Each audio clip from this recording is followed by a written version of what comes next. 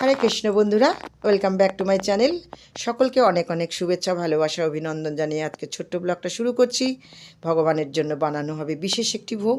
তো বানিয়ে বসিয়ে দিয়েছি কড়াটা এবং কিছুটা জল দিয়ে দিয়েছি। আর নিয়ে নিয়েছি পালং শাকের ওপরের দিকের কচি পাতাগুলো, গোড়াগুলো আমি নিইনি, সেগুলো আমি বাদ দিয়ে দিয়েছি। তো সেগুলো অন্য কোনো তরকারিতে আমি চচ্চড়ি করব যখন দিতে পারবো, ফেলে দিইনি। তো যাই হোক, এবার আমি এটাকে চাপা দিয়ে দিলাম এবং অপেক্ষা করছি পালং শাকটা একটু সেদ্ধ হয়ে যাওয়ার জন্য অপেক্ষা করলাম। তো সেদ্ধ হয়ে গেছে। এবার আমি কড়া থেকে কি করছি, জলটাকে পুরো পালং শাকের ঝরিয়ে তুলে নেব। যতটা সম্ভব জলটা ঝরানো যায় অতটা সম্ভব জল আমি ঝরিয়ে নেব। যদি দেখি যে ওর মধ্যে জল থেকে যাচ্ছে, তাহলে একটু ঠান্ডা হওয়া অবধি অপেক্ষা করে হাত দিয়ে চেপে চেপে আমি জলটাকে বার করে দেবো। তো একটা পাত্রে আমাকে তার জন্য নিয়ে নিতে হবে। তো আমি একটা বাটিতে ওটাকে নিয়ে নিলাম। এখন আমি কড়াইটা বসিয়ে দিয়েছি এবং সেই কড়ার মধ্যে আমি দিয়ে দেব বেশ খানিকটা তেল।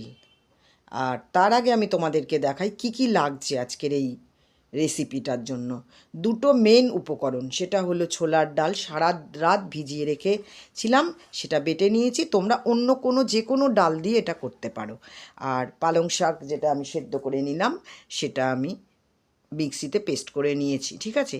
এবার কড়ার মধ্যে আমি অনেকটা তেল দিয়ে দিলাম, যতটা আমার লাগবে পরিমাণ মতন। আর ওর মধ্যে দিয়ে দিচ্ছি আমি কালো জিরে। এর মধ্যে আমি যখন আমি ওই পালং শাকটা পেস্ট করেছিলাম, তখন ওর মধ্যে এক স্লাইস আদা এবং একটু কাঁচা লঙ্কা আমি দিয়ে দিয়েছিলাম। তোমরা জানো আমি কাঁচা লঙ্কাই ব্যবহার করি রান্নায়, আমি শুকনো লঙ্কা ব্যবহার করি না। তো এবার ডালটাকে দিয়ে দিলাম এবং ভালো করে ডালটাকে আমি একটু নাড়াচাড়া করে নেব, কড়াই যেন লেগে না যায়। আস্তে আস্তে করে ফ্লেমটাকে কমিয়ে দেবো অবশ্যই গ্যাসের।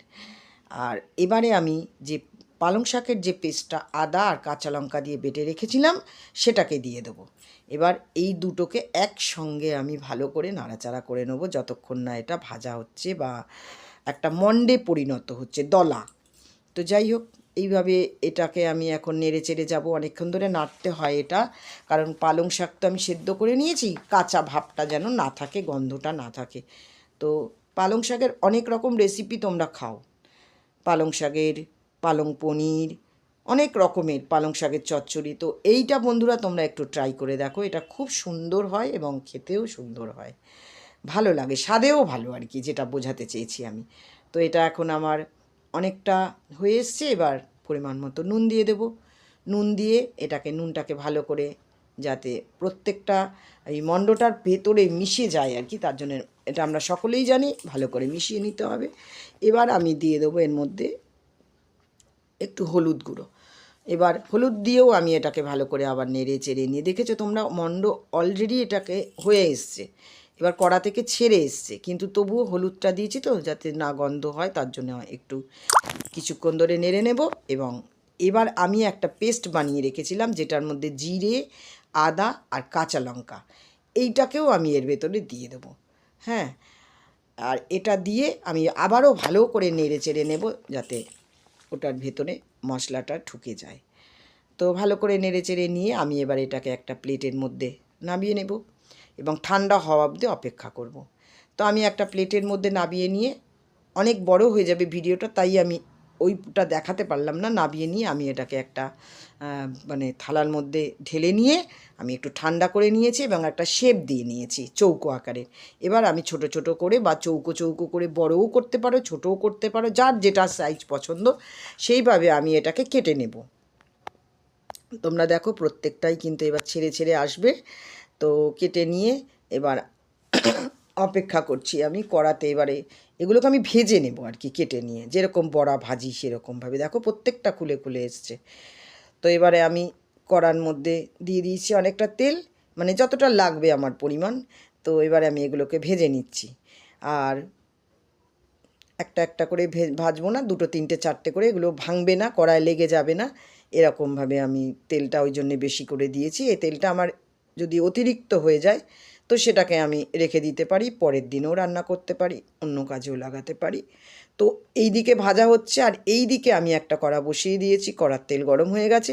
এবার আমি এর মধ্যে জিরে, তেজপাতা আর ওই যে পেস্টটা করে রেখেছিলাম ওই পেস্টটাকে আমি দিয়ে দেবো। এবার এই যে জিরে, আদা আর কাঁচা লঙ্কার যে পেস্ট, এটা এর মধ্যে দিয়ে দিলাম এবং এটাকে ভালো করে এখন নাড়িয়ে চাড়িয়ে মশলাটাকে ভালো করে ভেজে নেব, যেভাবে আমরা মশলা কষি আর কি সাধারণভাবে। সবাই জানো তোমরা, এই মশলাটাকে আমরা কষিয়ে নিচ্ছি। এবার কষানোর পরে আমি এটাকে আস্তে আস্তে বাকি উপকরণ যেগুলো আছে সেগুলো অ্যাড করব। এইখানটা তোমরা মনোযোগ দিয়ে একটু দেখো। এবার আমি দিয়ে দিলাম এর মধ্যে হলুদ গুঁড়ো, আর হলুদ দিয়েও ভালো করে নেড়ে নিচ্ছি। তেল যতক্ষণ না মশলা থেকে বেরিয়ে আসছে ততক্ষণ। আর আমি একটু দিয়ে দিচ্ছি কাশ্মীরি মির্চ, কেন কি আমি তো কাঁচা লঙ্কায় রান্না করি, সেক্ষেত্রে আগে মানে দেখাটা খুব জরুরি, দেখতে কীরকম হয়েছে এটা আমরা সবাই জানি। তো এর মধ্যে কাশ্মীরি মির্চ একটু দিয়ে দিলাম, দিয়ে এবারে ভালো করে নেড়ে চেড়ে নিচ্ছি। আমি নেড়ে চেড়ে নিয়ে এবার যেটা করব, আমি ওই যে পালং শাকের জলটা আমি ছেঁকে রেখেছিলাম, ফেলে দিলাম না, ওটা কিন্তু এর মধ্যে অ্যাড করে দিলাম। যতক্ষণ এটা মশলাটা কষবো এই পালং শাকের জলটা দিয়েই আমি কষবো। আবারও বেশিক্ষণ ধরে কষে নিতে হবে, যতক্ষণ না মশলাটা আমার রেডি হয়ে যাচ্ছে আর কি। তো যাই হোক, এবার কষার পরে এবার আমি এর ভেতরে দিয়ে দেব, যতটা পরিমাণ আমি এর মধ্যে গ্রেভিটা রাখবো ততটাই দেব। আর যদি কেউ চায় এর মধ্যে আলু অ্যাড করতে পারে, আলু ভেজে নিয়ে দিয়ে দিতে পারে, কিন্তু আমি এর মধ্যে আজকে আর আলু দেব না। আমি এই পালং শাকের ধোকাটা আলু ছাড়াই ভালো হবে। তো আমি এবারে জল ঢেলে দিয়েছি, এবারে ফুটে ওঠা অবধি অপেক্ষা করব, যতক্ষণ না এটা ফুটে উঠছে।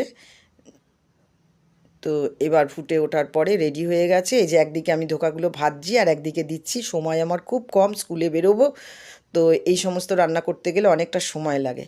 আচ্ছা, এবার আমি একটু নুন আগেই আমি দিয়েছিলাম, ঝোলটা যখন দিয়েছিলাম জল দিয়েছিলাম। তো এবার আমি দিয়ে দিলাম একটু মিষ্টি, আর একে একে এবার দিতে থাকবো। হলুদের পরেই আমি কিন্তু নুনটা দিয়ে দিয়েছিলাম পরিমাণ মতো, ওটা অতটা আমি দেখাতে পারলাম না। এবার আমি এর মধ্যে দিয়ে দিলাম গরম মশলা দিলাম, আর এবার বেশ খানিকটা ঘি দিয়ে দিলাম। তো এভাবে আমার রেডি হয়ে গেল পালং শাকের ধোকা। তো তোমরা দেখো কি সুন্দর হয়েছে। এবার আমি ভগবানকে ভোগ নিবেদন করে দেবো। চলে যাই ঠাকুর ঘরে, ভগবানের ভোগের থালা সাজিয়ে নিয়ে চলে এসেছি। ভগবানের ভোগের থালা ছিল আমার, কিছুটা ছিল হচ্ছে ধোকা আমি ভেজে রেখেছিলাম, তো সেই ভাজাটা দিয়ে দিয়েছি। আর ছিল কুমড়ো আলু সবজি, আর ছিল এই পালং শাকের ধোকা। আজকে বিশেষ কিছু করতে পারিনি, কারণ এইটা করতে অনেকটা সময় লেগেছে। তো তোমরা সকলে ভোগ প্রসাদ দর্শন করো এবং ভগবানের কৃপা লাভ করো। আজকে ভিডিওটা এই পর্যন্ত, দেখা হবে পরবর্তী ভিডিওতে। ভালো থেকো, সুস্থ থেকো, রাধে রাধে।